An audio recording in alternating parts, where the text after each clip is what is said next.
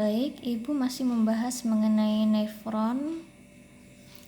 Seperti yang Ibu sudah jelaskan sebelumnya, ginjal terbagi menjadi beberapa bagian. Secara umum, ada bagian korteks, ada bagian medula, dan ada bagian pelvis renalis. Nah, di bagian korteks dan di bagian medula ada saluran-saluran yang spesifik yang disebut dengan nefron. Nah, apa itu nefron? Nefron sendiri adalah satuan fungsional yang menjalankan proses pembentukan urin. Nah, jadi proses pembentukan urin ini adanya di nefron. Jika diperbesar saluran-saluran nefron ini, maka kalian bisa lihat di bagian kanan. Ya, ini adalah nefron yang telah digambarkan secara jelas beserta dengan bagian-bagiannya.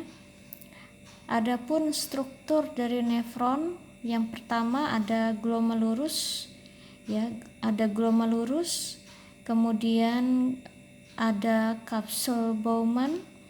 Glomerulus ini mengandung kapiler-kapiler darah yang berfungsi untuk menyaring darah.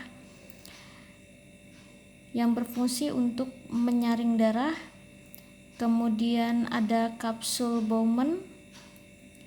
Kesatuan dari glomerulus dan kapsul Bowman ini yang disebut dengan badan Malpighi. Jadi badan Malpighi adalah bagian dari nefron yang terdiri dari glomerulus dan kapsula Bowman. Kemudian di sini ada saluran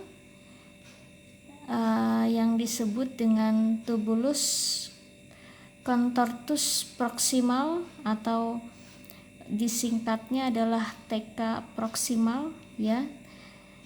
Kemudian lanjut setelah TK proximal, di sini ada lengkung Henle. Lengkung Henle ada bagian menurun dan ada bagian menaik.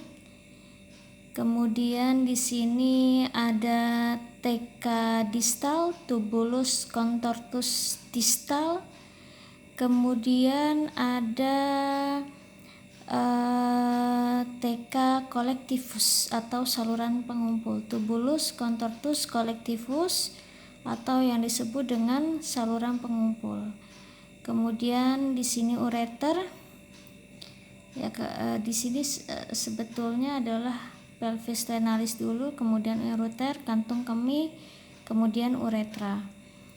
Nah, kalau kalian lihat bagian dari ginjal, ada bagian korteks, ada bagian medula, maka struktur nefron yang berada di bagian korteks ginjal diantaranya ada badan Malpighi, glomerulus, kapsul Bowman, ada TK proximal dan ada TK distal. Sedangkan yang di bagian medula dari ginjal diantaranya ada lengkung Henle dan TK collectivus, ya. Jadi ada dua, di bagian medula itu ada dua struktur organ nefron, diantaranya ada lengkung Henle dan TK collectivus.